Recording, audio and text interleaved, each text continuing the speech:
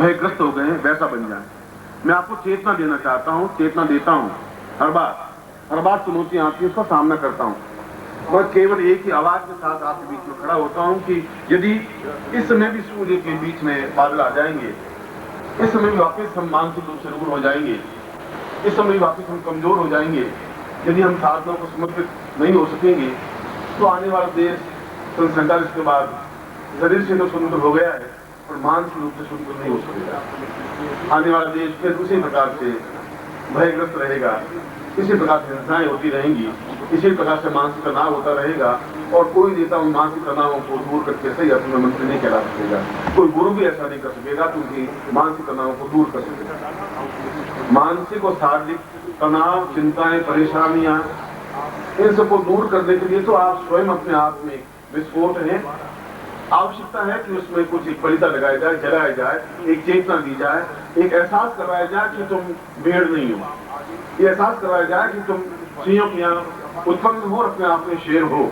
और जिस दिन तुम्हें एहसास हो जाएगा उस दिन झपटा मार के खड़े हो सकते हो, उसमें पूरा देश भी तुम्हारे पीछे खड़ा हो सकेगा और आने वाले युग में आगे खड़े हुए, आगे चलते हुए जो तुम खड़े हो सकोगे, आने वाली पीढ़ियां तुम पर गर्व कर सकेंगी कि हमारे पूर्वजों ने उस समय जूझते हुए आगे खड़े होकर चले जहाँ सब भयग्रस्त।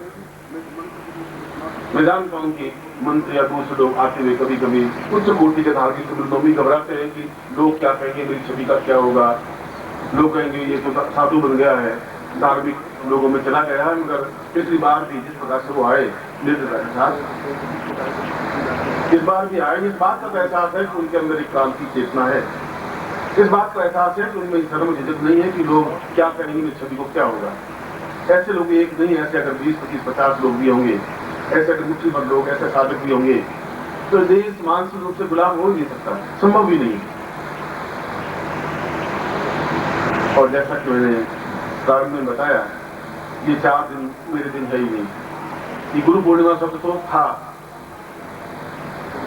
अब तो पिछले 20, 25, 50 वर्षों में शिष्य पूर्णिमा का शब्द सही है, जहां हम सही अर्थों में शिष्य बन के दिखा सके। शिष्य का अर्थ है नम्रता युक्त होना, शिष्य का अर्थ है नजदीक होना। पाणिनि की व्याकरण में कहा है कि शिष्य इति समीप्य है, जो अधिक समीप से समीप जा सके और ऐसी स्थिति आ सके, एकाकार हो सके, लीन हो सके गुरु के चरणों में। और गुरु कोई शरीर नहीं होता, मैं कोई गुरु आपका नहीं हूं, ये भगवे कपड़े और सफेद कपड़े गुरु नहीं हो सकते। कृष्ण को गुरु का है, कृष्ण वंदे जगत गुरु। कृष्ण तो पूरा राजनीतिज्ञ था, महाभारत के युद्ध में भी खड़े होकर के और बिना शस्त्र उठाए भी पांडवों को जिता सका। कोई युद्ध, कोई सुदर्शन चक्र, कोई तलवार, कोई तीर और भाला हाथ में लिया नहीं। सही अर्थों में वो एक नीति निपुण था। उस भूमि पर हम खड़े हैं इसलिए कि हम सही अर्थों में अगर कृष्ण को गुरु मान सकते हैं, चाहे वो राजनीतिज्ञ है, चाहे अपने आप में विविध गुणों से युक्त है, तो उस व्यक्ति को गुरु मान सकते हैं जो अपने आप में गुणवान है, ज्ञान है, चेतना है, खड़े होने की क्षमता रखता है, कौरव और पांडवों के बीच में खड़े होकर एहसास कर सकता है, कहला सकता है कि मैं हूं और निश्चित रूप से जहां सत्य है वहां विजय होगी होगी, चाहे 5 पांडव भेज थे।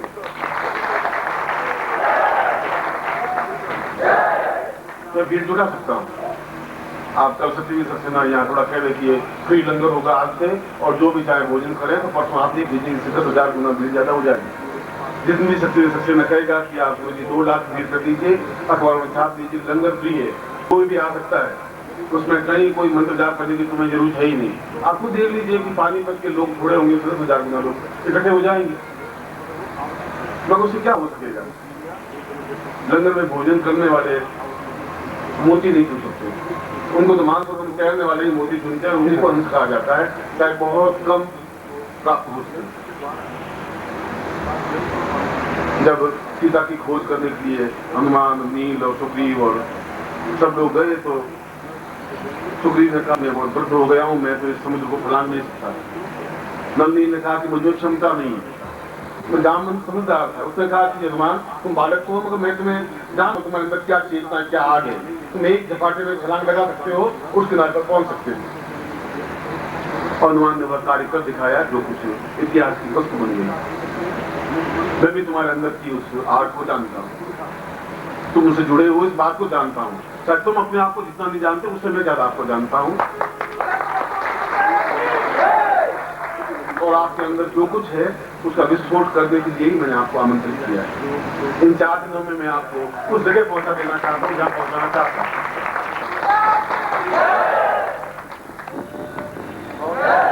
जब आप यहां से रवाना हो तब आपके हृदय में एक विश्वास जम सकेगा, एक आत्मविश्वास पैदा हो सकेगा, एक एहसास हो सकेगा कि मैं किसी व्यक्तित्व के पास बैठा हूं। एक चेतना आ सकेगी कि मैं कुछ बन करके निकला हूं।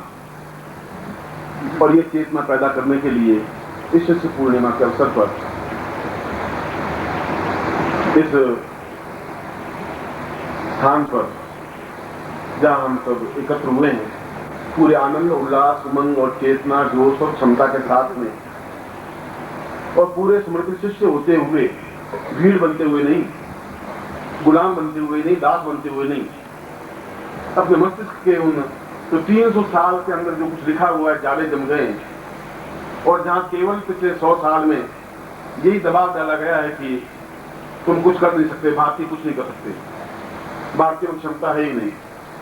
और हमने एहसास कर दिया है कि एक बात होगी जो सभ्यता हमारे जीवन में घर कर गई है कि साहब कहाँ है, साहब बात होगी, मंत्री महोदय कहाँ है, साहब बात होगी। सुबह 5 बजे से लगा के 11 बजे तक बात होने बैठे रहते हैं, जब कितनी बात भी टेलीफोन पर, क्योंकि उन्हें क्षमता नहीं कह सके कि मैं पूजा भी करता हूं, उन्हें चेतना नहीं बता सके कि मैं ज्ञान प्राप्त करता हूं। नरसिंह राव कहते देते हैं लाल किले से कि मैं ज्योतिष में विश्वास नहीं करता हूं, और जो ज्योतिष है उनको तो मालूम है कि बिना ज्योतिषियों को उनका एक पल भी आगे बढ़ नहीं सकता। कहना एक अलग चीज है। प्रश्न ज्योतिषियों और ज्योतिषी की बात नहीं है, प्रश्न ज्ञान और चेतना की बात नहीं है, प्रश्न तो पूर्णता के साथ में अपने आप को एहसास करा देने की बात है। न मंत्र गलत है, न तंत्र गलत है, न यंत्र गलत है, ढोंगी साधु गलत है, पाखंडी व्यक्ति गलत है। जिन लोगों में ज्ञान चेतना नहीं, उन्होंने पाना जो पहन रखा है वो गलत है। भेड़ अपने आप में शेर की खाल पहन ले तो शेर नहीं बन सकती, ऊपर के दबाने से कोई ज्ञान और चेतना पैदा नहीं हो सकती। महावीर स्वामी ने कोई राशि वस्त्र पहन करके ज्ञान और चेतना नहीं दी थी, तो सब कुछ छोड़ दिए थे। मैं एक बार फिर यहाँ के आयोजकों को, क्योंकि यह एक स्वागत समारोह का क्षण है, आज फिर मेरे बीच में तो तारतम्यता इसके बाद की स्थिति पैदा होगी जब मैं आपका वापस गुरु बनूंगा, आप मेरे शिष्य बनेंगे। अभी तो आप आगंतुक हैं, अभी तो आप आयोजकों के बुलावे पर आए हुए हैं, इसलिए मैं उनको भी उस क्षण विशेष में उस परंपरा का निर्वाह करते हुए यहाँ के सारे आयोजकों को मैं हृदय से आशीर्वाद देता हूँ। और प्रकृति की दृष्टि से तो वो चिंता करे ही नहीं, क्योंकि मैं चाहता हूँ कि प्रकृति हमारा विज्ञान ले और हम प्रकृति को विज्ञान ले रहेंगे, इसमें दोहराने की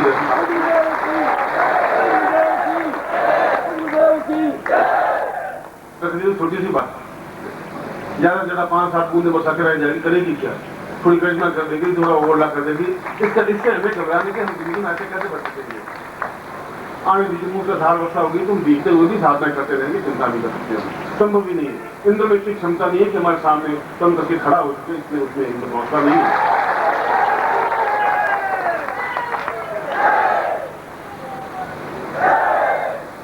मैं 4 दिनों में आपके चेहरे पर एक मुस्कुराहट लाने की क्रिया करूंगा। मैं पुनर्नवी जागरण की प्रक्रिया करना चाहूंगा कि आपको पहली बात से ढंग से एहसास हो सके कि अंदर कितना विस्फोट होता है। और एक परमाणु सिर्फ इतना होता है जितना सुई की नोक पर 100 परमाणु आते हैं, सुई की नोक पर 100 परमाणु आ सकते हैं, और एक परमाणु आधे हिंदुस्तान को बर्बाद समाप्त कर देने के लिए बहुत होता है।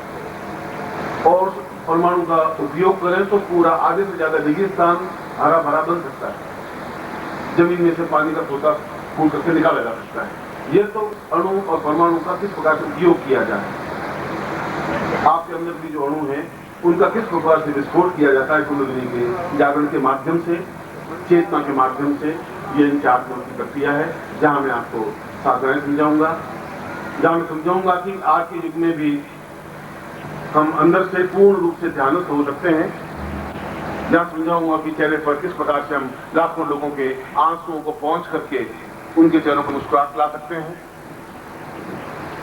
जहां समझाया जा सकेगा गुरु शिष्य का आपस में क्या संबंध है, और हम उस इतिहास को लिखने की प्रक्रिया प्रारंभ करेंगे जो इतिहास देश के लिए अत्यंत सौभाग्यदायक होगा, मूल्यवान होगा, निर्णायक होगा। और उस निर्णायक बनने के लिए नीम के पत्थर होने की जरूरत है, गंगूरे बनने की जरूरत नहीं है। केवल अपने आप को प्रदर्शन करने के लिए गंगूरे ऊपर, महल के ऊपर जो गंगूरे होते हैं वो दिखावटी होते हैं, उनका बलिदान नहीं होता। आने वाले लोग गंगूरे बन सकेंगे।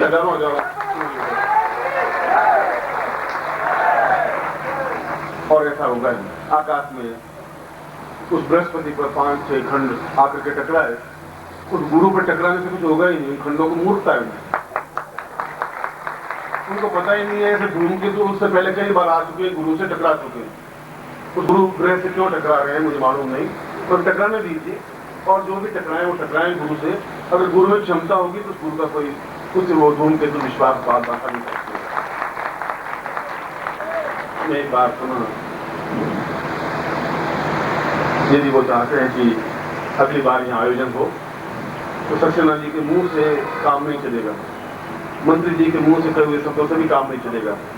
यहाँ के प्रत्येक कंकर पत्थर के मुंह से अगर ऐसी आवाज निकलेगी तो निश्चित रूप से लाखों लोगों के बीच में ये गुरु पूर्णिमा संपन्न हो सकेगी। ऐसा नहीं। मैं एक बात पुनः आपको आधे घंटे के लिए विमुक्त करूंगा और फिर हम वापस आधे घंटे बाद यहाँ एकत्र होंगे। मैं वापस आपके बीच में आ सकूंगा और आज का जो साधनात्मक कार्यक्रम है, मंत्रात्मक जो कार्यक्रम है, जो कुछ है, उस कार्यक्रम को सही ढंग से एक एक क्षण का उपयोग कर सकेंगे। यहाँ के भजनलाल सरकार को भी और उनके मुख्यमंत्री महोदय को, जिनकी वजह से वो यहाँ जब भजनलाल जी से मिले तो उन्होंने कहा कि मैं खुद भी आने के लिए तो बड़ा कर संकल्प हूँ, मैं आना चाहता भी हूँ, मगर कुछ ऐसी स्थितियाँ चारों तरफ की हो रही हैं।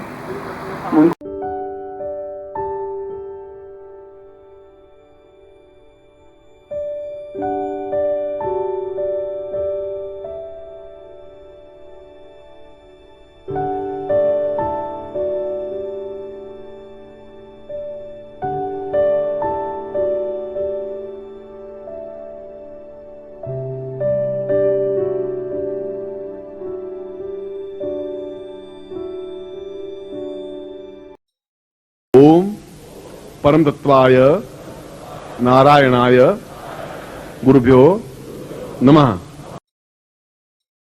ओम ह्रीं मम प्राण देह रोम प्रतिरोम चैतन्य जाग्रय ह्रीं ओम नमः। ओम भूर्भुवः स्वः तत्सवितुर्वरेण्यं भर्गो देवस्य धीमहि धियो यो नः प्रचोदयात्। परं तत्त्वाय नारायणाय